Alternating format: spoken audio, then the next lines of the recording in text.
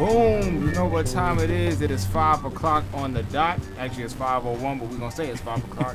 And it is C4 Sports, live from Studio 326.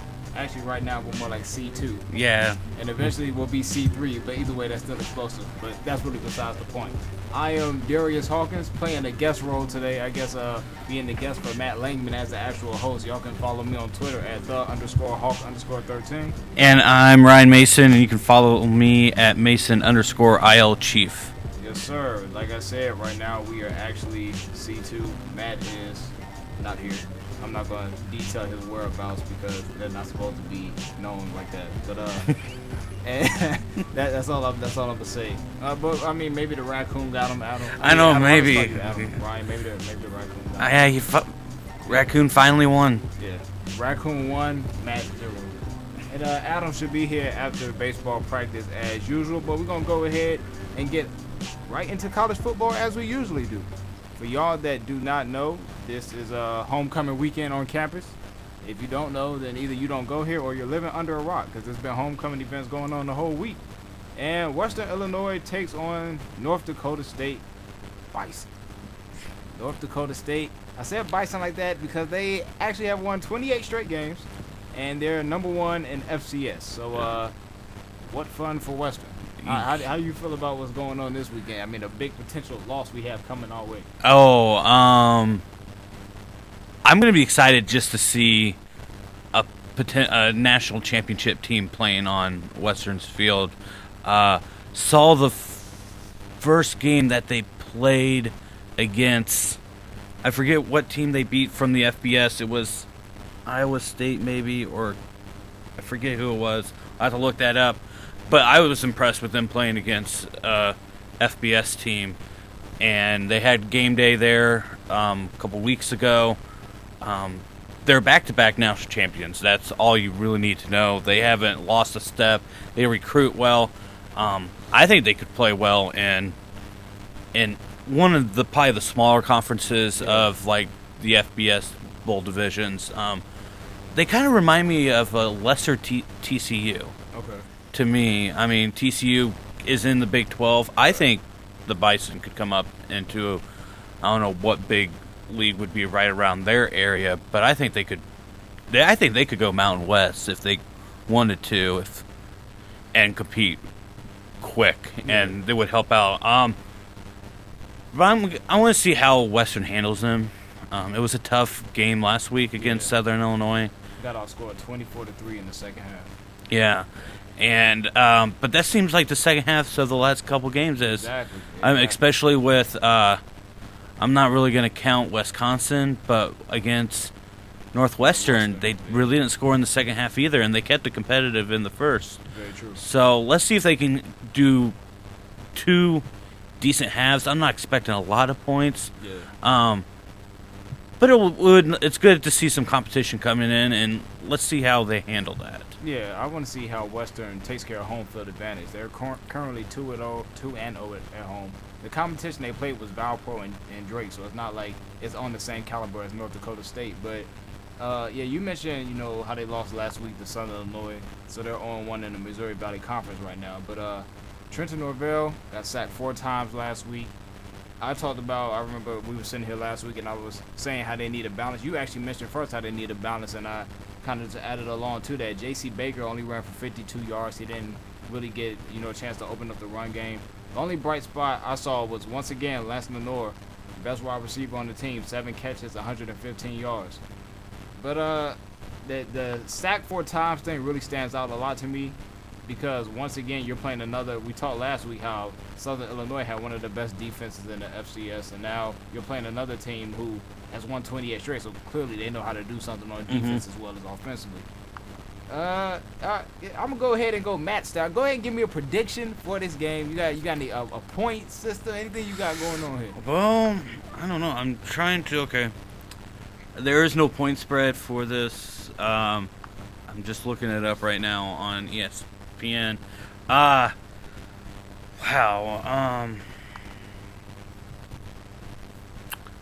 I'm gonna say North Dakota State wins. Just how the last couple games have gone, and they can't find that running game. with their losses, if they find their running game, I think it will be a little bit closer. But I'm gonna go. I think they can score more than 35. I'm gonna say 42 to. Let's do 42 to 14. I don't think it's close. Prove me wrong, Western. Run the ball, and I mean the passing game looks like it's there. The running will, if the running game gets back into where it was, it's going to help out the passing game, and it's going to help out the running game also, because you need that nice balance. You just can't be the good old small schools, like even high school. They do the whole triple option. Is so boring, and if you have a defense that can stop the run, those teams are screwed. Exactly. So that's why I've always been like, you have to have that good balance. And pros are completely different, but I think in college you have to have that balance, or it's going to end horrible for you. Yeah. Like you mentioned, the run game needs to get on track, and we talked about how Western is. Both of their wins have come here at home, and J.C. Baker has played great in both of those wins. So maybe he's just, I don't know, maybe he's a fan of the New Orleans Saints. Maybe he just plays well at home and on the road. He has no idea, what's going on. So maybe they can go ahead and get a home win. Personally, I agree with you 100%. They're going to get blown out here at home just like they did last homecoming, which was the only football game. Which was against South Dakota State. Yeah. So what is up with... I don't know, the Dakotas. I know. They just be coming out here and dominating. But for all the students, anybody, near the campus, the game is at 3 p.m. tomorrow, so you can go ahead, come early, get your tailgating. That's the only reason I might show up, is to get me some free food. And then, like I said, the game is at 3. You want to come out here and support, or you want to come out here and laugh. Either one you want to do, it's your choice. Yeah, you're gonna see great football. I'm not gonna say I'm hoping by both teams, but you're gonna see why North Dakota State is ranked number 1 in FCS. So very excited to see that. So yeah, even if you don't care about Western like I don't, you can still come out and enjoy good football from the other side. I mean, good football is good football. Talking about the game, we were talking beforehand. Yeah. I'd like for our listeners to hear, I think it's sad that Western radio can't get part of the game. Yeah. We got an email late last night saying that there's not enough room in the press box, which I can understand. The press box is kind of small. Yeah, it is. But it's always worked. So I'm upset with that. I'm upset that a home team can't host the radio. And ESPN 3 is covering it, so I don't know if that means the whole ESPN crew's coming down, or if they're just going to satellite off of the game being played from one of the other coming down. But you were saying 2 North Dakota State groups are coming in. Yeah, they have 2 crews coming down here. Tell them one. Tell them, like I told you. Exactly. Tell them one so Western can get it. Because, we know that you're going to win and go on and go playoffs, go deep into the playoffs, right. Maybe even win a national championship. Have our guys announce a game that they might not ever get to again. That's true. Yeah, that's really something that you rarely see, that a home team, especially for the homecoming, can't even broadcast the game on their own radio station. Yeah. Which, I don't know if that's a testament to how bad the team is, or, like you said, maybe just how good North Dakota State is. But that is sad. But you're dealing with contracts, and we're not the athletic department, But to me, that's how I feel. So go Western. Hopefully Baker can get the running game, because I liked what he did against Northwestern. Yeah. They just went away because they were stopping him, and passing game was there, and I would like to see the running game get back. Yeah, it would be nice to see that balance that we've been talking about, it seems like, for weeks now. But going on to other college football things, before we mention any games or anything like that, one thing I know that you really wanted to talk about, Ryan, was this whole Brady Hoke thing going on in Michigan. They had the whole problem with the quarterback. His name is Shane Morris. Yeah, had the concussion, and they didn't take him out at first. He wanted to play.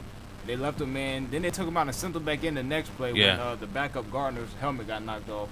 And now students have been talking about, they actually asked for the athletic director, Dave Brandon. They've been protesting that he gets fired. Yeah. There's been a lot of news about Brady Hoke. Maybe he should get fired. So really, what do you feel about what's going on right now? It was real interesting to hear from the big organizations like ESPN talking about it, and them talking about that it wasn't a big newspaper that started this protesting. It was the campus newspaper. Yeah. So the students were bringing it up. So, and I think that's awesome when the students can realize, even though football's prime at Michigan, for students to stand up and say, hey, this is wrong. You're dealing with concussions, Exactly. CTE. Use their voice. Yeah. And should Brady Hoke be fired? I think it's coming towards the end of the year. Might as well just keep him through, unless they lose again at the Big House. I could see him being fired as soon as possible. Yeah. But besides that, no. And them saying that he really doesn't have say on it, but you should know your staff. You should know your athletic trainers and going through the protocols and know what's going on. Exactly. You are the head coach, and for them, and you have the final say. And what happens on the field, you get fired for. Exactly. You never see assistant getting fired first. It's the head coach that gets fired, and then the rest. Exactly. I mean, you're there to. The players will always want to go back in, but you got to say no, you can't, because we got to go through the protocols and just for the health. Yeah. And they're starting Gardner back again this week, which has been the problem for Michigan. Right. Quarterback situation anyway, so it's sad, but it's the age we're living in now. All the CTEs, we heard that with from the Kansas City Chiefs player Fletcher last year. That came out this week of a report. So you've got to be very cautious with it, and because it's going to lead to long time problems down the road. And if you can prevent it, what would happen if he went back in and then got his head knocked off? Exactly. Again, you're asking for a double whammy, and then Brady Hoke would have been gone. Yeah, the big thing to me is I don't like the excuse, like how you mentioned earlier. They're talking about, oh, it's the athletic trainer's fault. He's the one who's supposed to make that decision. No, it's the coach. He's the leader. We talked about leadership a lot this school year, going to Roger Goodell, just everywhere. We talked about leadership and how leaders are supposed to be accountable. And also on top of that, even if the coach didn't have the information, he saw how Shane Morris looked when he was dazed and couldn't walk upright after that play. That's a scary sight to see. Yeah. And that's something. And he said he thought he injured his ankle or his leg, and that's why he thought he was hobbling along. But people are going like, you could tell that it was not an ankle. I've rolled my ankle, sprained my ankle before. I've seen other people do it. That's not how you look. He was dazed. He was out of there. And even though this is a sad situation, it was nice to see his teammates kind of hold him up, and they were trying to get him off the field. Like, they understood how devastating something like this could be. And you think they would have talked to an offensive lineman and say, hey, he got lit up, or somebody had to see it to let Brady Hoke know. He has a lot of things going on, a lot of people talking to him so they can get the next play out so they don't have to take a timeout. But somebody should have said, hey, he should not be in there. And does it suck that Gardner's helmet came off and that's why he went back in? Yeah, but you usually have three quarterbacks. Exactly. Or in an emergency, do a Wildcat. Yeah. Do a Wildcat formation just once. I'm like, it might be horrible. It might not get you any yards. It might give you negative yards. But that won't put that player back in who just got his bells run. Yeah, because like you said, this is a problem we're seeing. CTE, concussions, that's becoming a major problem. There was a high school player in New York that died this week after colliding head-on with another player on the football field. And, I mean, that's something that is – they said that's the third high school player to die in the last week, according to reports, from this same type of – third high school player to die within the last week from a typical football play, just colliding with the head. And, I mean, we know how – we've talked about how long, concussions they can last and the effects later on. But we're seeing young kids now just dying over this stuff, and it's crazy when the coach seems to have the ignorance or the arrogance to think he can just do what he wants and just get past that like it's no big deal. I did not know about the high school players, and that kind of changes. That changes things. I mean, at younger you're still trying to tackle. Yeah. I mean, High school, you should know how to tackle. Yeah. But you always have those freak accidents in which a player's helmet's coming down too low, and the guy's thinking he's going to hit gut, and the guy comes down too low, and you're already in mid-motion, and you can't stop yourself. I don't know if those are – I'm not saying I'm trying to with those, but there has to be something. And, we say that the no fun league with not allowing to hit, there is reasons why, but there's still big hits, and you don't have to use your head. And I don't know why you would want to use your head in the first place. Use your arm, or I don't know what they're gonna do, but it's sad to see one deaths and exactly. 3-player, and that's not making news. The high school players aren't making news. It's really not making as much news as it should. I mean, we always talk about the nice stories in sports with young players, and I don't know if you saw the interview with the guy last week, the high school player that was really excited. Oh, yeah, and they, like, the motivational speech. They give stuff like that. That gets national attention, but then somebody dies, and it's like you have to search and find, where that it should get the same. Not even the same. It should get even higher coverage than the motivational speech. Yeah. That's ending somebody's life who really hasn't even had a chance to live. He was only 16. And I don't know what high school organizations in the States, what they do to prevent this. Yeah. I think if you see 3 in the last week, they need to start doing something. Exactly. You've got to protect these players. They're kids. They're still kids. I'm sorry, you're living with your parents. You're still kids. Yeah. So they have to do something about that. So maybe something changes. All these CTEs, and they're paying off the lawsuits.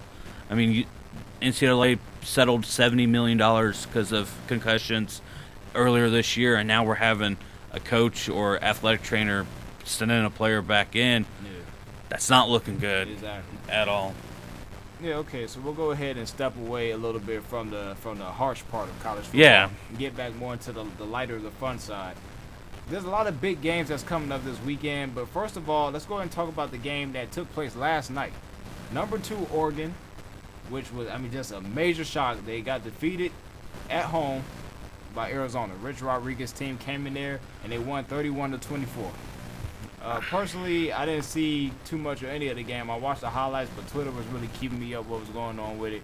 And first of all, let's just see, Ryan, what do you have to say about it? Because I got something to say about this unsportsmanlike conduct penalty, but I don't know what you have to say. I was at an establishment here in town, so I didn't get to hear the sound of it, or like I would be at home. Right.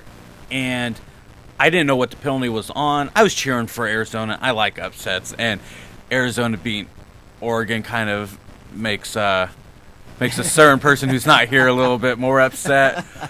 But I was going looking at it, because penalty flag. I'm like, hopefully that's on Oregon, and say so they can keep on going and get the first down and score and win. But I didn't know what it was on. I saw the unsportsmanlike. I didn't know what it was about. Taking that out, and I know that was a big part of why they won, Arizona deserved to win that game. They played defense well. They shut down Oregon pretty much throughout.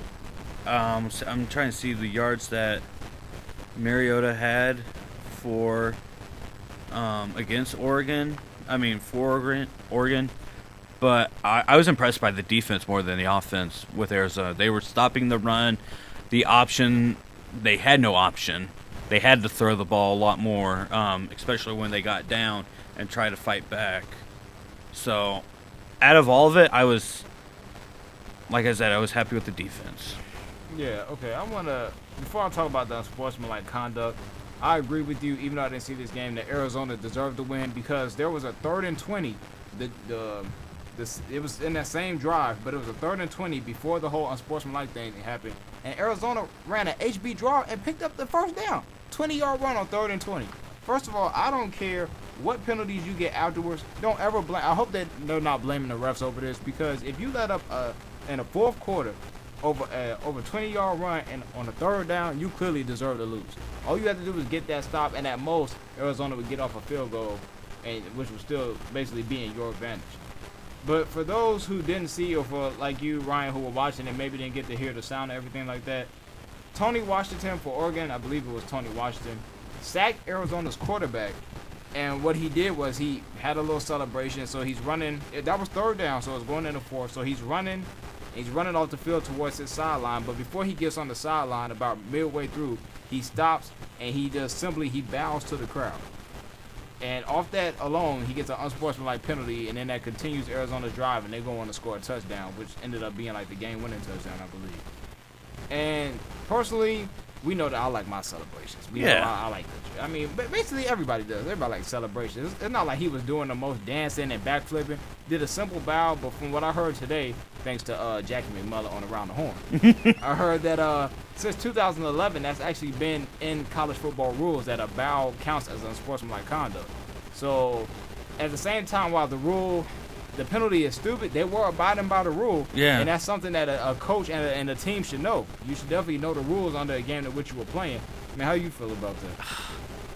I don't know how a bow is unsportsmanlike conduct. And he didn't even bow to like the other sideline. He was bowing to like towards his sideline to the fans. I don't get it.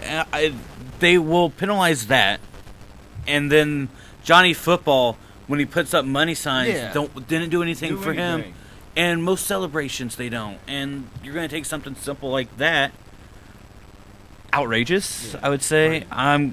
I think they'll look back in the books and say, like, they have it in there for a reason. Yeah. I would like to know why. That's the only thing that I could say. There's something about this that they put in the rules in 2011 that very weird. Yeah. I've never heard of that. I don't think I've ever seen it. I definitely haven't either. Yeah, but you have people go to the knees, and the guy from Kansas City Chiefs, and they went back and say, hey, that wasn't supposed to. Exactly. And okay with that, but I want to, and I guess I have to look at the rule, but I want to know why that's in there. If it's, and we don't know, and I can't say I want to speculate why it's in the, I have no idea. Yeah, that doesn't seem like it's anything a that makes bow. Any sense. Yeah. I guess if it was an Arizona player and he did that, yeah, you might. But maybe it was way after the play and it's unsportsmanlike conduct. I'm just speculating right now, but for that to be called, who knows that rule? Yeah. I guess a ref, you know all the rules, but to know that a bow's not allowed, I'm like scratching my head going like, I don't know what they're thinking. That really seems to make no sense. That reminds me of when the NFL talked about if you spin the ball supposedly after a first down, that's like illegal or something like that. And they started that this year or something like that. Mm-hmm. I think it's probably moving the game along or something. Yeah, but I mean, even then you can understand why he's doing it. But after a third down, I can even understand if he was messing up the game of the flow of the game. But after a third down and the field goal unit's coming on, there's usually a space in between there anyway. And he's running off the field and takes a bow. He bows, doesn't go on his knees or anything, is running to the sideline. And they showed the image afterward. He didn't know what was going on. He saw the flag, and like his teammates were looking around like, what is this? They didn't know where it was from. So, I mean, it's crazy that happens, but if you're an Oregon fan or Oregon player, you definitely can't say that's why you lost the game. No. Not at all. You were outplayed. I just looked at some of the stats, and probably the one, I mean, they were evenly with yards and all that stuff, but it was third down efficiency I saw. Oregon was 4 for 14, and Arizona was 9 for 17. And Arizona had 4 more first downs, which is weird in the first place because Oregon usually gets first downs like it's easy money for them because they're making the big plays and all that stuff. So I guess that's the only difference I saw is that they could convert, and you were saying that 3rd and 20, and they convert off of a run. Who does that? Don't see that in pros. You never do. At a 3rd and 20, you would think you just rush 3 men off the line and let everybody just play back. Maybe that's what they did, and they just went back way too much. Yeah, maybe. I don't know. They clearly messed that up. But we're going to go ahead and get into one more college football topic before we take our first break. I didn't mention earlier, but we will be off the air early today because of girls volleyball here at campus. They go on and they play against Fort Wayne. So there are a lot of big games that are going on this week. Ranked games, for example, you have number 6 Texas A&M playing number 12 Ole Miss. You have number 3 Alabama playing. Texas A&M is playing Mississippi State. You have number 3 Alabama playing number 11 Ole Miss. Like I said, there's a lot of games. Number 19, Nebraska. Number 10, Michigan State. Is there one game particular to you, Ryan, that stands out, or that you're excited to see, or excited for the repercussions, maybe? Oh, out of all of them, we were talking earlier, Ole Miss versus Alabama. Ole Miss has been playing well. They beat them. Let's see, didn't Ole Miss beat them last year? Alabama. No, I think Auburn. But Ole Miss beat somebody big last year. I don't remember. I thought Alabama had one loss last year. I'm not sure. Yeah, Ole Miss. I'm looking forward to that game. Just because Ole Miss is starting to come back. The SEC West looks amazing from top to the bottom. Loaded. Yeah, and they're going to start picking people off starting now because they're into the conference. I would say that just because of Alabama and their prestige, and everybody's picking Alabama because they said Alabama's the only team that they could see going undefeated in the West. Mm-hmm. But, bite off the big dogs, and that's what I like to see upsets. Not much of an upset, but I would probably, I'm going to pick Ole Miss for Alabama just to see what happens. But, I mean, there's so many good games to pick from, so I'm going to pick that one. I'm going to watch as much as I can in between tailgating and all that. So, I'll probably see more scores on the phone than anything, but it's a good weekend for football because we haven't had that yet for college football at all. That's been one of the big reasons why we haven't really talked about too many college football games compared to last year. Because we don't know how these teams are going to be. Yeah, so I agree with you. When I look at all the big games, I definitely look at that one just because Alabama is listed, and every time you see Alabama, you just think, oh, championship, Nick Saban. So to see them potentially be knocked off, I know my dad wouldn't like that, but we ought to be upset at something in life at some point. So I think it would definitely be just like how Oregon lost yesterday. It would be a nice shakeup to the whole playoff system if Alabama, took this L. But I think that's about it college football wise. You have anything else you want to add? No, not really. I mean, if you're gonna stay in and not partake in homecoming, there's gonna be there's great games. Great games on TV all day long. I mean, from 11 a.m. through the evening. I'm looking forward to it. Throwing in with baseball that we'll talk later when Adam gets here. It's going to be a good weekend for sports. Absolutely, absolutely. Well, we're going to go ahead and take our first break. And when we get back, we're going to go ahead and do what I feel like we do best, NFL talk. And then later on in the show, when Adam gets here, we'll go ahead and cover the MLB Playoffs. A lot of stuff has been going on with that. I haven't been paying attention, but I've seen some of the scores. I'm actually pretty intrigued. But, that's C4 Sports. So y'all go ahead and stay tuned, and we will be back in a few. Thanks for asking, but I'd rather not send you nude pictures. I'm camera shy. I already said no. It's against my religion. I'm giving my dog a bath. You can have pictures of that. Pressure gives me hives. Under my clothes, I'm a robot. Hold on, let me ask my mom. Sorry, my webcam is broken. I'm worried they'll get passed around school. Unfortunately, I just had my clothes surgically attached to my body. If they got out, I might never be president. I'm already naked, under my clothes. Not even if you were all three Jonas Brothers. I have a rash. I have nudophobia. I have lizard skin. The more you ask, the less I want to. You're not the boss of me. Nudity makes me vomit. I'm a vampire, so I don't show up in pictures anyways. Your badgering has really killed the mood. When someone is pressuring you to do something you don't want to, how many ways can you say no before they get the message? Let us know at that'snotcool.com. Brought to you by the Ad Council. Okay, forest animals, today is a new day. Kids are coming to the forest, and it's up to us to make their visit a good one. Sparrow. Yes? Have you practiced the most popular bird songs for the year? Of course. Catchy. I like it. Okay, River. Dude, How's the temperature? it's a refreshing 52 degrees, man. Perfect for a little riverside shoeless relaxation. Ah, good. Owl, you here? Course. Who's asking? I am. Look, you know the drill. Sleep during the day, scare the kids at night. Perfect. I love my job. Oak tree? Sup? Still in the same place I left you last year. That's what I like, consistency. Well, it's not like I'm going anywhere for the next couple hundred years. I know, I love it. Turtle. Turtle. He's not here yet, man. He's late every morning. You'd think he would have learned by now to leave the night before our meetings. Okay, Squirrel. Has anybody seen Mr. Squirrel? The forest has been preparing just for you. Visit a forest near you today. To learn more about cool things to do in the forest, visit discovertheforest.org. Brought to you by the U.S. Forest Service and the Ad Council.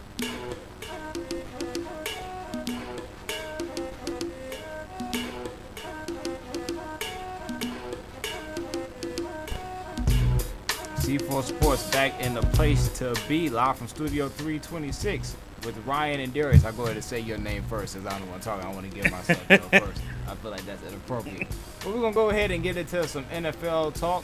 Before we pick the games and everything like that, we have two stories that one is actually pretty nice that I like to hear, and this first one is not good at all, and it pertains to my Dallas Cowboys. C.J. Spillman, a player for my Cowboys, who honestly I never heard of before this event. Nope. He's a special teams player, which I mean I usually have a pretty good, input and understanding of who's on the roster, but I had no idea who this guy was. He was accused of a sexual assault, but he wasn't charged or arrested.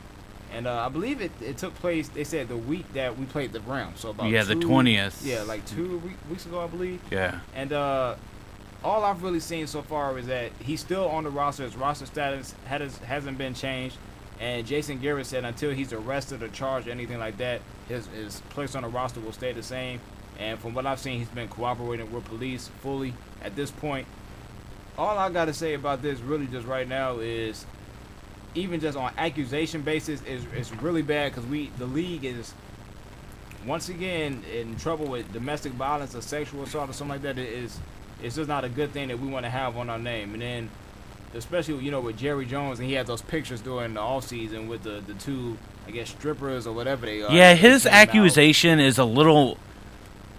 I question the accusations for his, because I think the girls are looking for some money.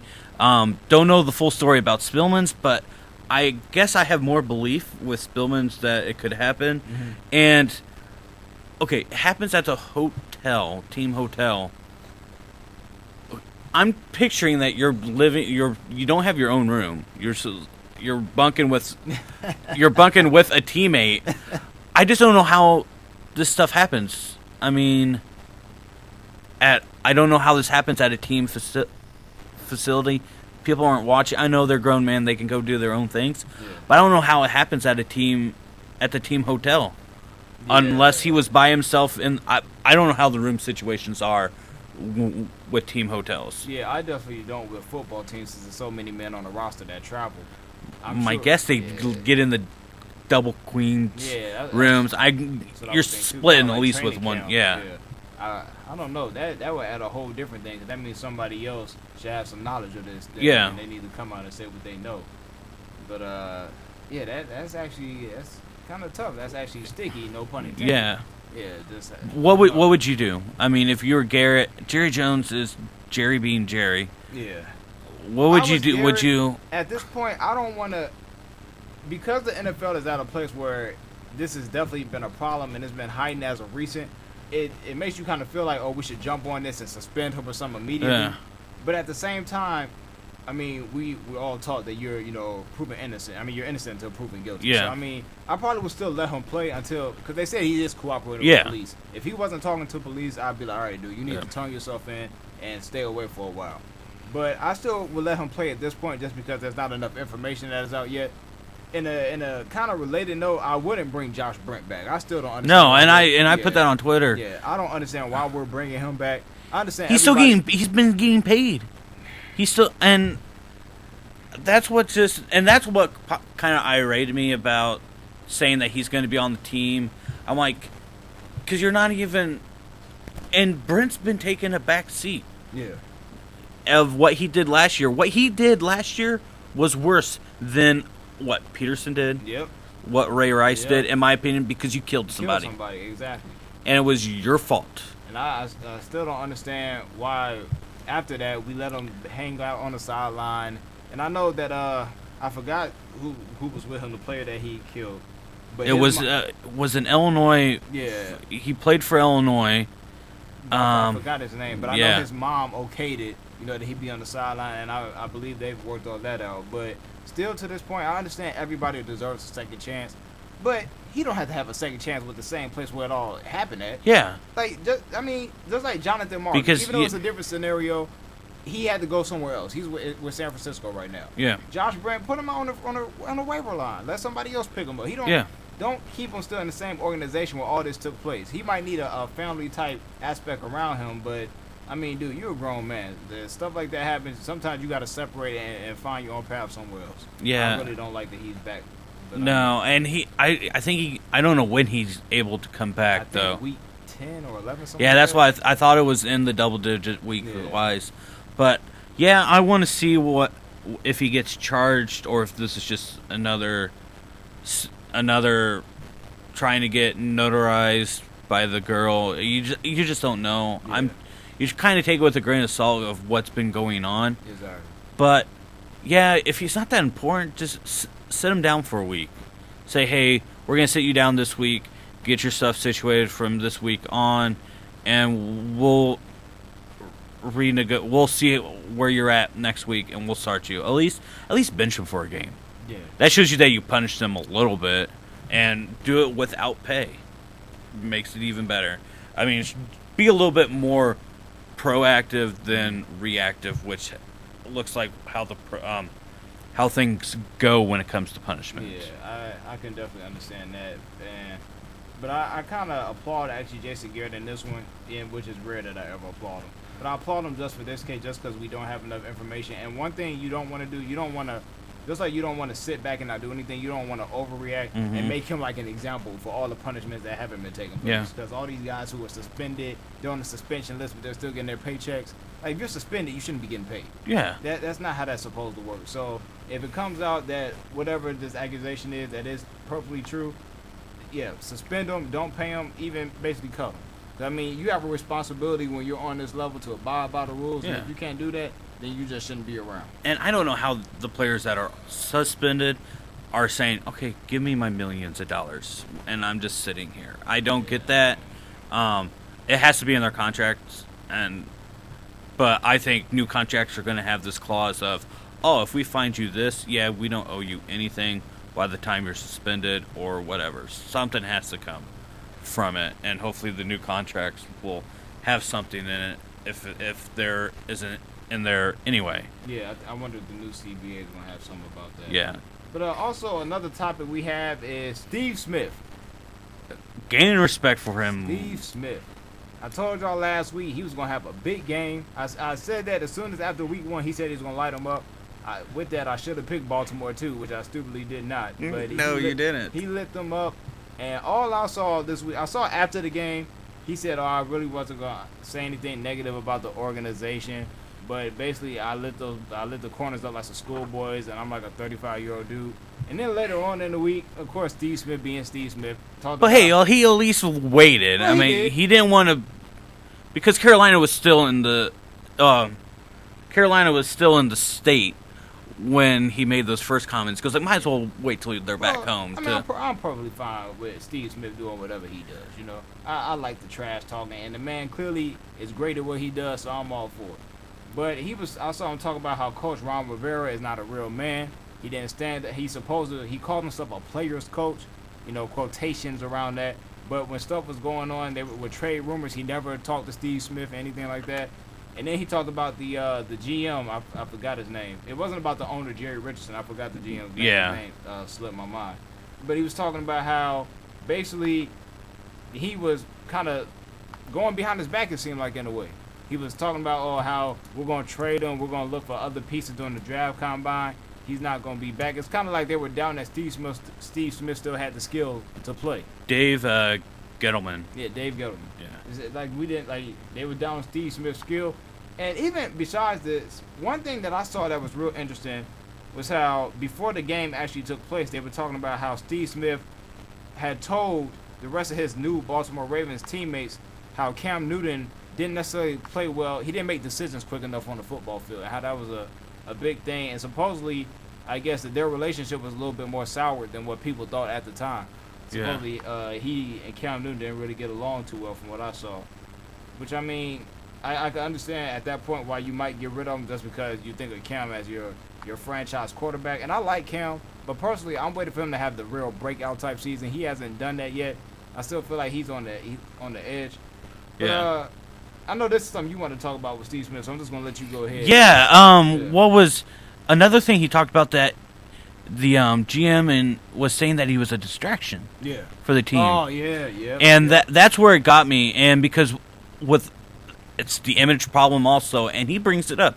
He's the first player that actually spoke his mind about the whole situation. He goes like, I didn't beat any kids. I didn't beat my wife. Because like, how am I a distraction with these guys being distractions? And I'm like, finally somebody says what we're all thinking, what radio people are thinking, TV people are thinking, but nobody spoke up as a team, as part of a player on the in the NFL. And I'm glad he stood up and said something like that. I'm like, find somebody speaking their mind, because everybody else is giving those political answers, like blah blah blah. It goes like for the organization. No, I mean, like they had a script they had to read from.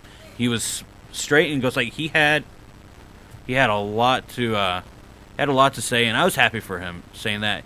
And you know what? When a team, you feel like you get jolted, that's we'll be talking about with Alex Smith going back to San Francisco and why some of us are picking picking Kansas City to win. I used to not like Steve Smith because he always talked a little trash here and there, and I liked that a little bit, but he would go off on a tangent a little bit once in a while. But I'm gaining more respect since he got jilted. He's on a different team, and he's showing. He goes like, "Hey, I'm proving." This season is basically I'm proving Carolina wrong, that they should have never signed, because what running backs do you have now? You have Benjamin, and that's it. Yeah, the only receiver they have. Yeah, and you have a tight end Olsen that you don't even throw to. So I'm happy for him. I'm hoping good things. I'm kind of upset that I didn't get him in fantasy. So, especially last week, because he was the top wide receiver. Yeah, he was. Last week. So, with comments aside, just for one little pushback, and maybe he's right about Cam Newton. He might be. I mean, Cam, it seems like it's all about him and pleasing him right now in Carolina, and it's not going too well. Yeah, it's not at all. I didn't think they were going to be too well this year. I think Matt was the only one that picked them to get back to the playoffs. I believe. And like I said, I didn't think they were going to do all this, do too well. But I didn't think they end up getting blown out by back-to-back weeks by Pittsburgh and then by Baltimore. I didn't see that coming. So it's definitely, and they have basically every running back they bring in gets hurt, which is another problem, because I thought their run game might have actually been something this year because of but D'Angelo Williams lasted a quarter, I think, if that. I picked Exactly. up their new running back because I needed somebody, Exactly. and I forget his name. It's like J or something like that. Savivas. I don't know. They brought in like two different guys, and then some dude who I think it's a rookie and hasn't played or something like that. Yeah. So, it's crazy how that is. Talking football, talking about different teams. Let's go to Pick'em right now. Maybe Adam will show up and he can get into the end of this. Because we still have 45 minutes. So, last week was not good for none of us picking. A lot of upsets. I mean, can I just say, shout out to my Cowboys, even though none of us picked them. Shout out to them. Yeah, none of us picked them, and they didn't just win. They destroyed. Yeah. It's kind of making me feel like maybe I should never pick them again if we're going to keep playing like that. But I know that won't last forever. No, it won't last. It won't last because this week might just be one of those games you're off of a high last week that they could stumble. But I won Pick'em last week with 7 wins out of, I counted it like 12 games. You and Adam both had 5 and Matt had 6. And the only reason why I won is because I picked Green Bay to win and I picked the New York Giants to win. Because that was the only team, and the Houston Texans. Those 3 I picked on my own and won. Besides that, I mean, it was not a good week. So overall, Matt is still in first. Matt is in first.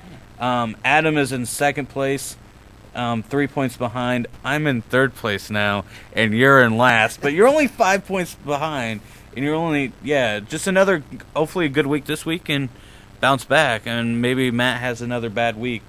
I hope so. He needs to have a bad year. A bad year, but he did this last year because he sucked in the beginning, and he came back and won it. Yeah. I don't know how he pulled it off. I guess he saw our list somehow and just went against us. Yeah, So I don't know how he getting this to work. yeah, so we were talking about the Carolina Panthers. Let's start off with them. The game of that everybody here at Western will care about this weekend is the Chicago Bears at Carolina Panthers. Both 2-2. Both Bears games wins have come on the road though. Yep. Carolina is favored by 2.5 points, and I guess I'll start off. I have Carolina Panthers winning. Really? Even I think just at home.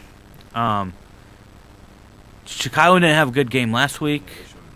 Both teams didn't have a good game last week, defense wise. I just have this feeling. I mean, maybe this Steve Smith talk might have a little bit of effect and say, all right, he called me out. Cam Newton might want to step up. Maybe they finally get the running game going. I think that's what has hurt them this year, is not having that running game at all. So, because Williams is their number one rusher by the stats it showed, and he has 106 yards. He's played hurt this whole time. So, I have him winning. I don't have him winning by much. I'm going to say a touchdown. But it wouldn't surprise me if the Bears win. But I just have this feeling that Carolina gets it back a little bit. They are at home, and I think they want to prove that they were a lot better than that Baltimore game. Well, I actually have the Bears winning, not only because they're on the road, which they seem to play much better at, which is not good for them, but last week versus Green Bay, first of all, I'm happy your Packers won. I'm happy, even though I picked the Bears. I always support the Bears losing. But they actually played well in the first half. The Bears, actually, they were close. I know some fans were upset about the Martellus Bennett touchdown that ended up not counting, because when they said they didn't know if the ball crossed the plane or anything going into halftime. And I don't know how. I'm going to that. Yeah. How do you not have cameras on both sides. Both sides. I don't get it, especially when that can happen. Exactly. What happened there can happen, and we finally saw it. And I'm like, I just don't know how you do that. And it was a poorly called officiating game. Yeah, it was. The officials were horrible in that game for both sides. And I saw some Bears fans talking about the officials against us. Like, no, they were against both of y'all. Yeah. It wasn't just one-sided. The officials were horrible. Yeah. It was like they were replacement refs all over again. I don't know what was going on there. Yeah. But, like I said, last week the Bears, they kept it close in the first half. They ran the ball pretty well last week. Matt Forte did a good job. And that's what we were saying, that Matt Forte had a couple more yards more than Eddie Lacy did last week, right, with the whole stats looking at him, and was like Forte needed to get back. Yeah. And they finally did. And Carolina, they allow the fifth worst in the league with 140 running yards per game. So I think just off that alone, I think the Bears can go ahead and take this win. Yeah, Matt Forte keeps on trucking. Yeah, I think so too. Like I said, I just have that feeling that Cam Newton's gonna finally start throwing the ball to Olsen. I mean, he's been disappearing, and the only reason I know that is because he's on my fantasy team. So is it fantasy points I want? Yes. Second of all, I mean, fantasy shows you that if players aren't getting their targets and getting completions or that stuff, that shows you stats. Because not getting touchdowns, getting maybe 50 yards as a tight end, you need to be getting above that. Especially when you have Benjamin as your only other wide receiver, you think they should throw it to somebody. So, and maybe the running game gets back. I think that's the big thing. If the running game doesn't show up, then I'm going to take the loss with this one, and the Bears are going to win. So, well, these first three games that I have on my list are probably the best ones for us. Let's go to your team, Dallas, hosting Houston, after Dallas just manhandled DeMarco Murray. I did not see this season coming for the running game, especially after last year, and they were pass. And whoever decided Murray was very smart this year. I believe it's Scott Linehan, so kudos to him. Yeah. Finally got somebody in there who understands we need to run the ball. Something that we talked about every week last year. Yeah, and they would have won. They would have won the Green Bay game if they had their own game last year, and they could have made the playoffs. And we could have beat Denver too. We had Denver right there. Yeah, and you just didn't run the ball. And I'm glad they're going to running ball. DeMarco Murray has, he's basically averaging 5.3 yards a carry. Yeah. Because he has 534 yards with 5 touchdowns on 99 carries. So he's doing something. He's doing something right, and I'm glad they're going to the running game. That's why I have Dallas winning. But I'm good. The line is 6.5. Okay. I'm going to say Dallas wins by 3 because I think Houston is going to go like, hey, we want bragging rights for the Battle of Texas, I guess. So, and J.J. Watt, how can you say to win by double digits when you have J.J. Watt, who's just, they're saying Reggie White, putting them in the same sense. And Ron Jaworski said that yesterday on PTI because Ron Jaworski played with him. He goes like, J.J. Watt is in the same sense. If anybody thinks they're in separate categories, then they're basically wrong. Yeah, in my mind, J.J. Watt is the best football player in the NFL. As far as I'm concerned, he's the best player in the league, and I'm definitely not looking forward to facing him. I hope our offensive line. We actually have a pretty decent line. I hope we might have to double him. We just might have to. Maybe they're planning on him because everyone else has not planned on J.J. Watt being J.J. Watt, which I don't know. Which makes no sense. No, not at all. I mean, we might have to double him. Might have to leave a running back or extra tight end in there just to block off the line. But I feel like exactly like you said, 3 points. I feel like we'll win by 3. Houston's offense with Ryan Fitzpatrick and them, I don't really, feel like we can do something against New Orleans, even though we were at home. I feel like we can definitely handle Houston. I mean, Arian Foster has been banged up. He didn't have a good game last week, and I heard he probably won't even get to start on Sunday. He'll run, but probably not as much as we expect when we hear Arian Foster. Yeah. The only thing is, I have 2 things. Number one, our linebacking core every week continues to get banged up. Now it's Bruce Carter who's out. It was Rolando McClain. And you were upset with McClain going. Yeah. Was it McClain or Carter you were upset on? McClain, who was hurt, and then he came back and had he's getting his way back into it. Justin Durant is a little beat up. Now Bruce Carter is out. We, of course, know Sean Lee has been out. And then Anthony Spencer is just kind of working his way back into it. So the linebacking core is just banged up right now, which we need because it's the secondary that really is horrible for us still to this day. And I mean, even though he wasn't good, Claiborne went out with with an ace. I think it's his patella. I think he tore it like a patella tendon. Yeah, I knew it was part of the legs. Yeah, it's within that knee somewhere. So he's out for the year. I mean, we have Scandrick, who I don't like him, and then we have Brandon Carr, who we gave all that money once he left Kansas City, and he hasn't done a thing since he got to us. But the other caution I have is DeMarco Murray. You mentioned how he's done a great job running the ball, which I agree with 100%. But I feel a little nervous every time we give him the ball. Not for the fumbles, but because, like you said, he already has 99 carries. And this is just week 4. For a guy who's already been injury prone, I don't want to run him into the ground and, and just, mess up not only his career, but just his season. Yeah. And him leading the league in carries, we see a lot of guys like that. They lead the league in carries, they have a great year, and then the next year they don't produce. From guys like Larry Johnson, we see Arian Foster right now, who's struggling right now. LaShawn McCoy's even worse right now. I mean, I get a little nervous about that. I want us to continue running, but I don't want. But you want Romo to maybe have a couple more passes here and there. I want us to use our second running back. We have another one who's kind of a speedster. That's why I want us to. We used him a little bit against New Orleans, so I want us to continue against him. Because you haven't heard anything about the other. Because usually you have 2 running backs. Yeah, I mean, Jason Starks goes compliments with Eddie Lacy. You usually see that, but you haven't, and we have that is back there who had a decent game versus New Orleans, but I want to see him get a few more carries just to take the pressure off DeMarco's legs. Yeah, 99 carries in just 3 games. That's horrible. In 4 games. Yeah, that's 25, and you usually don't. That's all. That's a lot, and that's not counting the passes he gets, Exactly. all that stuff. And the blocking, he has to do all that. Yeah, and he's not the best at blocking that I've seen. I mean, that's why they're running him. I mean, maybe bring him out when it comes time to pass. I mean, you got to save his legs because it's not going to look pretty maybe the second half of the season, and you said he's injury prone. Exactly. So that's sad. And I just looked at the depth chart for Texans quarterback. We were talking about Fitzpatrick. Ryan Mallett, and then Tom Savage, whoever Tom Savage is. But Ryan Mallett I'm surprised he hasn't started yet. I guess Fitzpatrick screws up, then we know Mallett's in. Yeah, well. But, yeah, I think it's a 3-point game. Talking about Texans versus Cowboys, I don't know if you caught on to that. I gotta give him the intro first. It is Adam Finer in the house. Nobody Finer on Twitter. E before I. Gotta give him that little intro right there. Absolutely. I've got Cowboys in this battle of two Texas teams.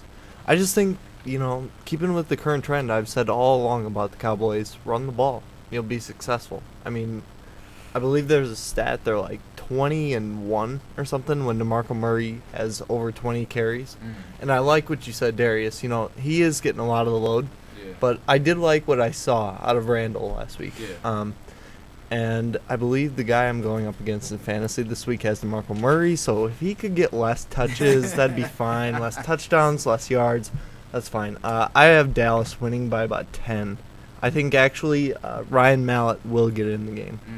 Okay, so you have Dallas. Wow, we're thinking close because of J.J. Watt being that force on the other side. And is Cushing's playing, or is he out this year? He is. He's playing. He is playing? Okay. Yes. He's one of those injury prone, so, and I've always thought Cushing's been a good linebacker also. So, I mean, you have two great defensive players. Let's do one more game before a little break. Another early good matchup is Baltimore Ravens at Indianapolis Colts. And people are saying that Andrew Luck might be in the top 3 of MVP watch already. Two games. He's been awesome, and they weren't against good teams either, but that's everybody. Exactly. I mean, you have Peyton Manning lighting up Oakland twice a year, so why can't, you have some of those games to help pad your things. With that being said, I don't have them winning. I actually have Baltimore winning because I like what Baltimore's doing. Forsett has been a godsend to them, especially with the running game that with Ray Rice, we didn't know what their running game was going to be. Forsett's been awesome. And Flacco, he's not bad passing, and he doesn't have to do all of it. He does the short routes to Steve Smith, who's been a surprise for, I think, most people this year. So I have him winning. And I'm going to say another 3-point game. I think it's going to be real close, but it could be a blowout. I could see Indianapolis saying, "Nope, sorry, no soup for you. You're not going to do well at all." But I have Ravens winning. I just like what they've been doing this year so far. Yeah, I definitely am going with the Colts on this one. But Ravens they've surprised me this year. They have surprised me, like you said. Forsett has been wonderful. I thought the run game was going to be downhill even before Ray Rice had the whole problem, just off of how he played last year. But Luck has played well these last 2 games. I'm thinking it's going to be close. They might get the advantage. I'm gonna take a Matt line here just because they're at home. I usually don't ride with that too much, but I feel like with these two teams who have both played well, it's like the Ravens have played well, but I don't fully believe it. I don't know why. I like Steve Smith. I've never really cared too much for Flacco. But, it's something missing right there. I don't know. Yeah. So, I kind of feel like how I said last week. I kept picking Carolina and San Francisco, and eventually they were going to lose, and I was going to stop being an idiot. Eventually, I'm going to stop picking against Baltimore. Maybe this is the last time I pick against them, and they just, they might have that blowout like you said. And then after the game, Steve Smith might have under jersey a shirt that says, "Darius, shut up." He might call me on the press conference. Then maybe I'll learn my lesson, after that. I've got a close game. Probably either comes down to Vinatieri or Tucker at the end as time runs out. So I have the Colts winning, and that is based on the fact that I think they're going to run the ball. And I think they're putting too much pressure on Luck right now to kind of get them going offensively. If they run the ball, Ahmad Bradshaw and Trent Richardson get going and run, 15 carries each. They're both running backs that can do that. Yeah. And then, I see it close because Baltimore has had the addition of 2 new players this year that have really helped them. The stability in the middle of their defense with C.J. Mosley in the draft, kid out of Alabama, and Steve Smith coming over in free agency has just been unbelievable for them. He absolutely lit up Carolina, and thank you, Steve Smith. Key start in fantasy last week. Yes, because he was the top wide receiver. I guess I was just looking at, we can go do a couple more games because there's not many good games left. There's just 2 more that I think is worth talking about. We'll save I think what's the big game next this week for last. But Cincinnati at New England on Monday night. We're going to see where New England's at. I mean, yeah, they had a rough week last week, but they're back at home. Let's see if we see the true New England Patriots or we're seeing the newly formed Patriots, and they need to start doing better as an organization of getting players for Brady, because it's usually been Brady lifting up players. I think it's time that players come in and help Brady out a little bit. I have Cincinnati winning, and I don't even have it close. Even though Cincinnati's favored by 1.5 points, I'm going to say 10 points, easy. Usually, this is the type of game that I would pick New England, just off history, and just because Cincinnati, I picked them to win the division, which I still believe they're going to do. They've been off to a nice start. I wonder if the bye might have slowed them down some, but I hope it didn't. But overall, I'm all about New England's demise. There's a lot of talking about, should Tom Brady, should there be a quarterback change, should he be traded, all this stuff. I'm perfectly fine with all that, all those distractions. Hopefully, it would be a nice world if they let them go. They're not, but of course that's not going to happen. They're not going, the other dude, Jimmy, I'm not even going to try and pronounce his last name. Garoppolo. Yeah, there you go. There you go. I'm not, you go ahead and have that. I'm not even touching that. I don't want to butcher that man's name. They're not going to have him start in front of Brady. But, Brady has not been playing well. His passer rating is in the bottom, third of the league right now. I have Cincinnati winning this game, but I think this is a big game. This is not a game that Cincinnati can sleep on. They can't think, New England's struggling, we have this win. This is a game that I feel like they have to even up their intensity. Because Tom Brady, no matter whether I like him or not, obviously the man has skill. And he has, sub-dignity. So he's going to come out there and try to, shut up all the critics, like kind of how Aaron Rodgers did a few weeks ago. How he told everybody to relax, and now they're basically on a roll right now. So I definitely feel like Cincinnati's gonna win it. It would be nice if it's a blowout. I don't really want to say for sure, but I just got Cincinnati. It's a little bit of a changing of the guard now, with Cincinnati kind of rising and New England really faltering.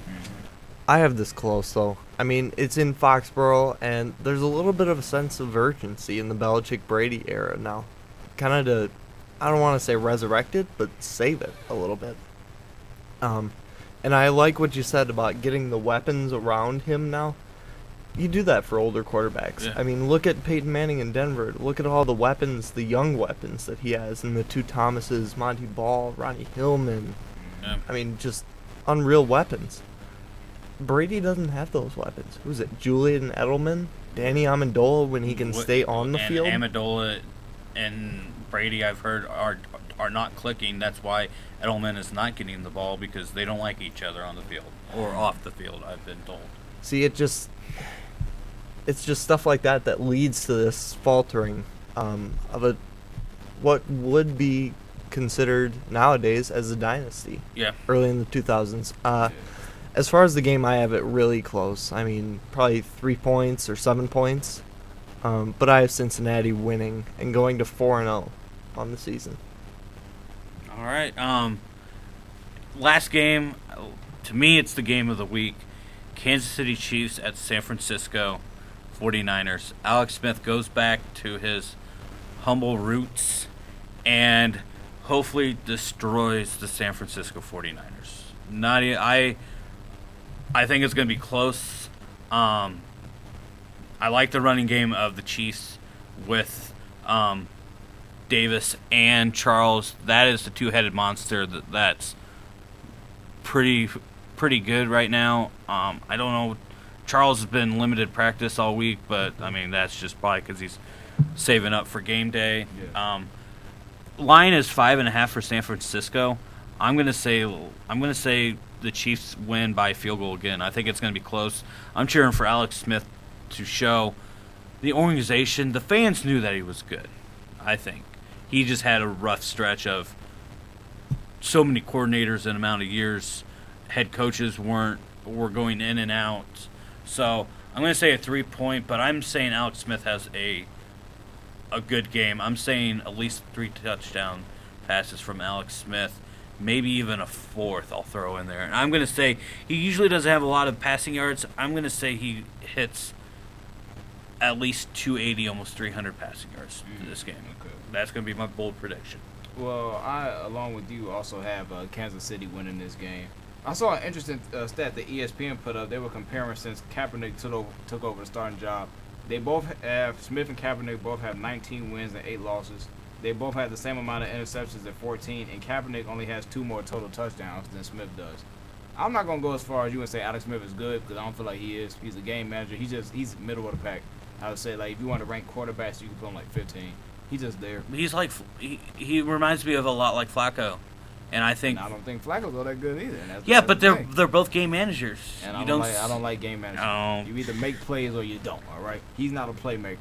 He throws a little short pass. That's why he has Charles and Davis That's to the do real that. Playmakers. Yeah. He's just there. And Kelsey is tied in, who's coming into his own. All I know is I'm proud of these Chiefs for beating Kansas City last week.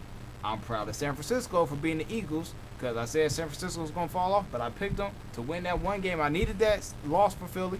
They got the win. Now I'm done picking San Francisco. They can go back to their low demise. Kansas City, win this game, please, because otherwise I'm feeling stupid that I didn't pick San Francisco this actual week, and this is the week that they win. So I need Kansas City to win this game because I'm trying to be in first place myself in this little C4 battle, and now I'm sitting at last. I have Kansas City winning as well. See, it doesn't help you. Yeah, we're all on. I have to make a speech before I give like the last pick of the day. Just the Chiefs' offense is a little scary now. I mean, Charles had, 1 touchdown running and then 2 catching the ball now, and then you got Niall Davis running the ball hard, keeping Charles's legs fresh.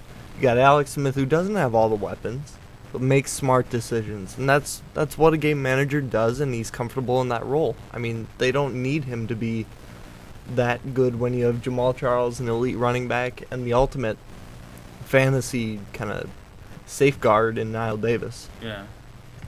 The bigger problem for San Fran is that there's reports that Harbaugh has lost the locker room. yeah.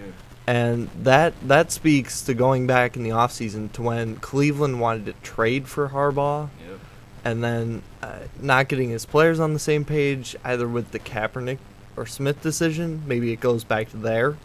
Or how he's handled all the trouble with Ray McDonald. Yeah. Or even Alden Smith in the offseason. I think there's bigger problems in San Fran that we're not hearing about, but we'll start to hear about.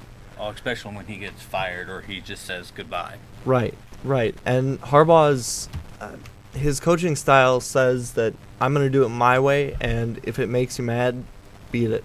So, as far as the game, I think it's Chiefs by 7 or 10. I think they really make a statement, get to 3-2. So, okay. I think we'll go to a quick break and then come back and talk about baseball.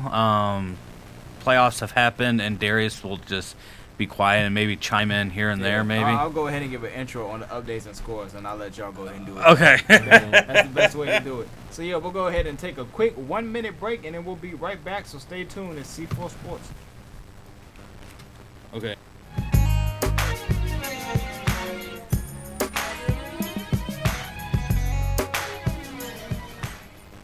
Today, you brushed your teeth. You skipped the floss. You combed your hair. You took the train. You did the crossword. You missed 22 across. You went to work. You had a meeting. You ate your lunch. You had another meeting.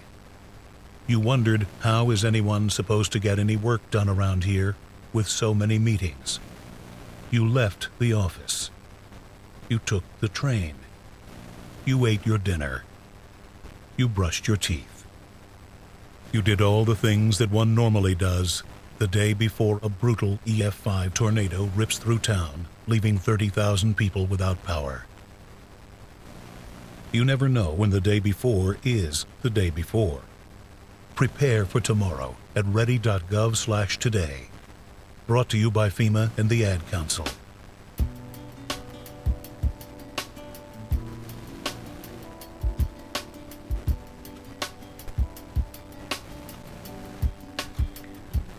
C4 Sports is back, and like I said, I'm gonna go ahead and give a quick intro because then that's gonna be all I gotta say about baseball, just overall. But yeah, we're gonna go ahead and talk about the MLB playoffs. Quick little update is what is going on today. San Francisco Giants beat the Washington Nationals 3-2, so they are up 1-0 in the series. The Baltimore Orioles earlier today beat the Detroit Tigers 7-6, so they are up 2-0 in the series. Right now, the St. Louis Cardinals are beating the Dodgers 1-0. I know you're happy about that, Ryan. And Adam. And Adam, yes. Okay, I was going to get there. I had a few people to name. I mean, okay. Okay, they're up right now 1-0 in the bottom of the second. And later on tonight, Kansas City tries to get a 2-0 lead versus the Los Angeles Angels. Or should we call them the Angels of Los Angeles? They always changing their name. Don't nobody care who they are. But, yeah, MLB playoffs. All I know is Bryce Harper hit a home run in their loss today. And that's all I'm going to say. Y'all go ahead and do what y'all do. All right, so we'll take it over. Maybe maybe Darius will chime in here and there. We'll see what I can come up with. Yeah, so if a score changes, he might let us know. Even though I'm looking at the box score for the Cardinals game anyway. I've been impressed by the postseason already. Yes. Wild card game, Kansas City, just Instant classic. Instant classic. And the first game was an instant classic also. Yeah. Against Anaheim, just small ball facing big ball. Yeah. And Kansas City's doing it the old style way, and it's producing. It's cool to see Kansas City play. Like, I love the way they play because I'm a college baseball player. Because they are literally bringing college baseball into the pros. Mm-hmm. I mean, you get a guy on with 1 or 2 outs, or not 2 outs. Gosh, that would defeat the purpose of the bunt. Yeah. Get the guy into scoring position with less than 2 outs. Then you can either sack him over and then get him to third with 2 outs, or you can hit him in. I mean, they're just playing small ball and stealing bases. They have tons of team speed with Dyson, Lorenzo Cain, Alex Gordon steals bases. Yeah. Escobar steals bases, bunts very well. It's a good time to point out that Lorenzo Cain, Alcides Escobar, it's nice to see in the postseason because Milwaukee, your old team, yeah, they are not there. Yeah. But I've been very pleased with the postseason. In fact, I want to point out that Kansas City has a reliever. His name is Brendan Finnegan. Throws about 95 from the left side, about a 90-mile-an-hour slider. He was pitching in the College World Series this last June for TCU. Wow, I had no idea about that because I cheer for the other Missouri team. But, yeah, been real surprised. Really looking forward to see what they do tonight. I think LA bounces back, and probably they'll tie it up, and maybe Kansas City can get both at home. That's going to be a ruckus crowd back in Kansas City. Yes. Especially if Kansas City goes up 2-0. Mm-hmm. The other series that I'm happy with is Baltimore. Baltimore destroying Detroit in the first game. Second game coming back and winning. I thought Detroit was going to... I turned it off because I thought Detroit was going to win. Mm-hmm. They were going to tie it up and go back to home. And Baltimore said no. They've been destroying the bullpen the first 2 games. Well, that's the thing. You can't turn it off and assume, well, the Tigers got this because their bullpen comes in. And they are just awful. I mean, when is the last time a team that has not had a great bullpen won the World Series? You got to go back to 2005. The White Sox had a decent pen, but not stellar that you see the World Series champs win nowadays. I mean, Bobby Jenks was there in the 9th, and he was pretty locked down, but other than that, it was a bunch of guys who you'd never heard of. And that's kind of how Detroit is. I mean, Joe Nathan, he's not the same as he was in Minnesota. You got Al Albuquerque, who can't find the strike zone. Jabba Chamberlain is your best guy, and he currently has, honest to God, a 108 ERA in 2 games in the ALDS. Just nightmare stuff, and they're in real trouble. Even though they got Price going back to Detroit, we don't know where he's at because he's had up and down since going to Detroit. Right, he's had a hard time adjusting. I think he comes up big. He gets them to 2-1, but if Baltimore is going to play big ball, it's not going to work too well in Comerica because it's a bigger field than Camden Yards, but I think Baltimore wins this, honestly. Yeah, I think it's going to be an all LA final. It's not looking that way right now with what it's going with. That's what I thought when everything was going to be settling down and all that stuff. But my outside for the AL was Baltimore, and it's looking good right now. I really like what Baltimore's doing, and it's nice to see an AL East team that's not named the Yankees or the Red Sox, or you can even throw Tampa. Well, you really can't throw Tampa Bay in there. A team that hasn't been there for a while come back and start doing well. The other series, didn't get to see much of it. San Francisco at Washington.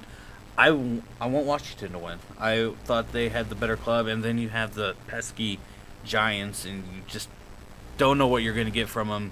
They were talking about it's an even year, so they're predicted to win the World Series.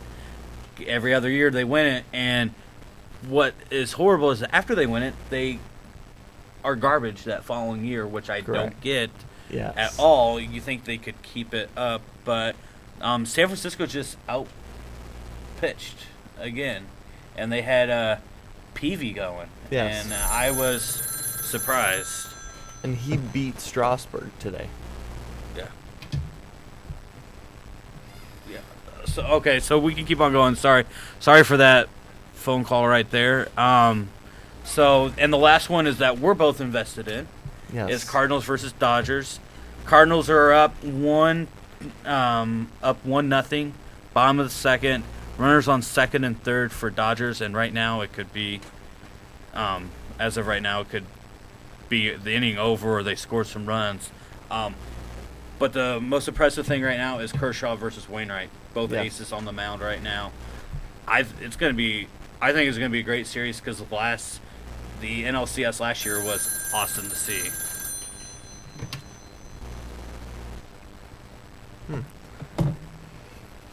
I think it's going to be a knockdown, drag out kind of thing. Yeah. I think this is going 5. And see, the funny thing is that I hear people talk and say, like, they look at it and they're not, they don't keep up with baseball too much. And they say, well, who's pitching tonight? Well, it's Wainwright and Kershaw. And they just hear Kershaw's name and think, well, the Dodgers will win.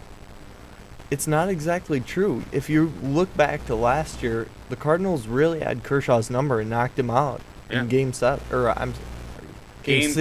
Yeah, Game 2 and Game 6. Because he faced the phenom. He hasn't been that well this year. Waka.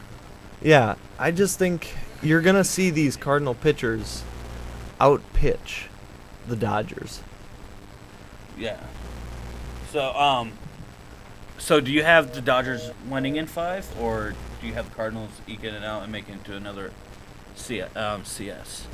I have the Cardinals winning. Call me a homer, fanboy, whatever. Experience matters more than money and flash, and I'm just that kind of baseball fan that money can't buy a championship. Experience will, especially in the MLB postseason. Yeah, and you see the teams that they click. The Dodgers have been good all year, but I think it's kind of like we were talking with football last year, or this year, that a lot of have a rematch in the Super Bowl, basically because you have to beat the team. First of all, you have to beat the Cardinals in the NL, and there's that whole thing going like the Cardinals are the most hateable team this year. The mayor of St. Louis is honing in on. I haven't gotten the whole story. I've seen it, because other teams are picking up on it. It goes like, and a buddy of mine posted it. I have to read it, but the quote he put on goes like, "Hey, if we're gonna be hated because we win every year, I'm okay with that as a fan." So I think you have to beat them. I think the Dodgers do. I think if it was a 7-game series, it might be a little bit different.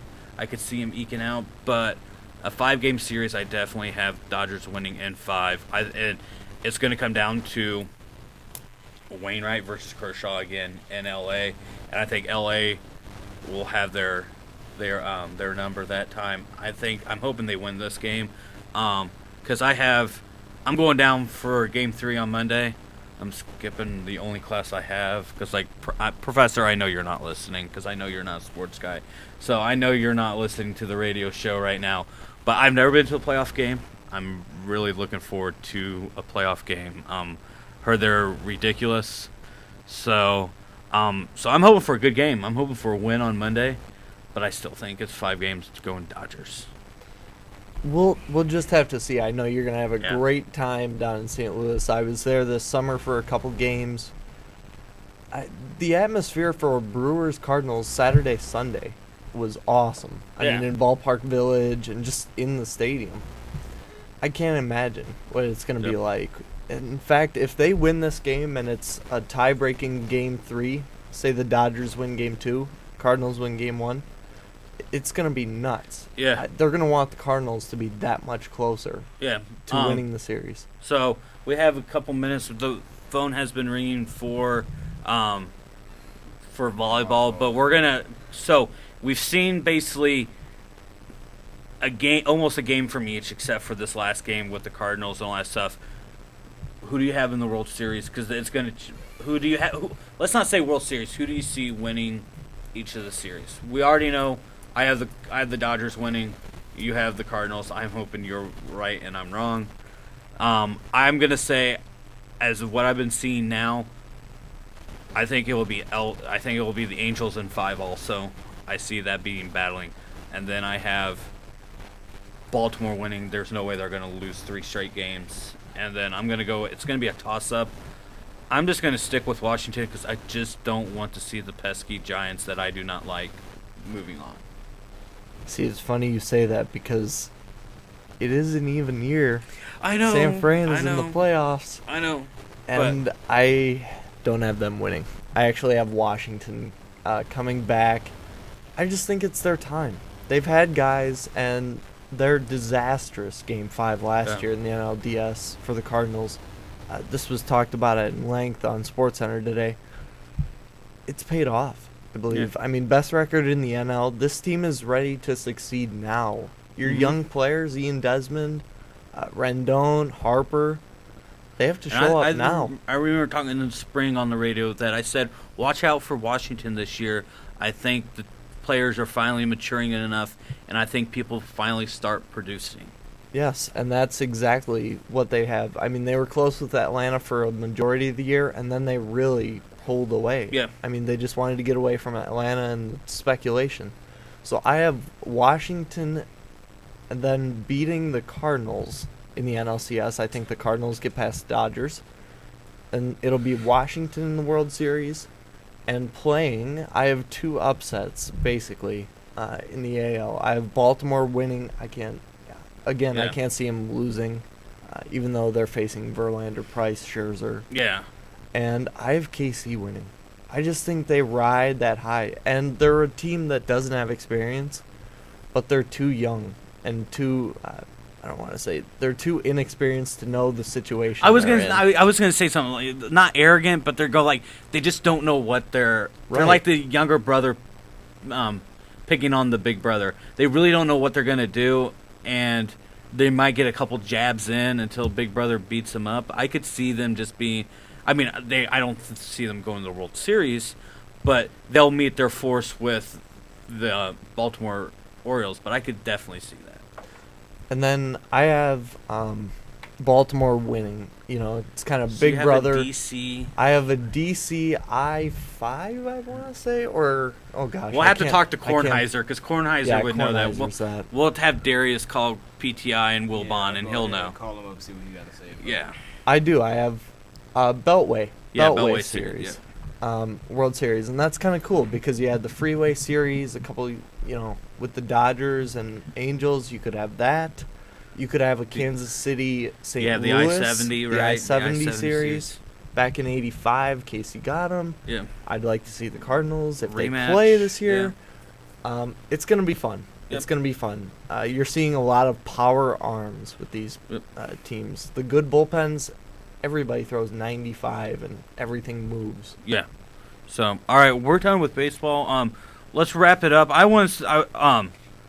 Before we say our sign-offs, when we say our sign-offs, I'd like to say, each person say what they're looking most forward to this weekend.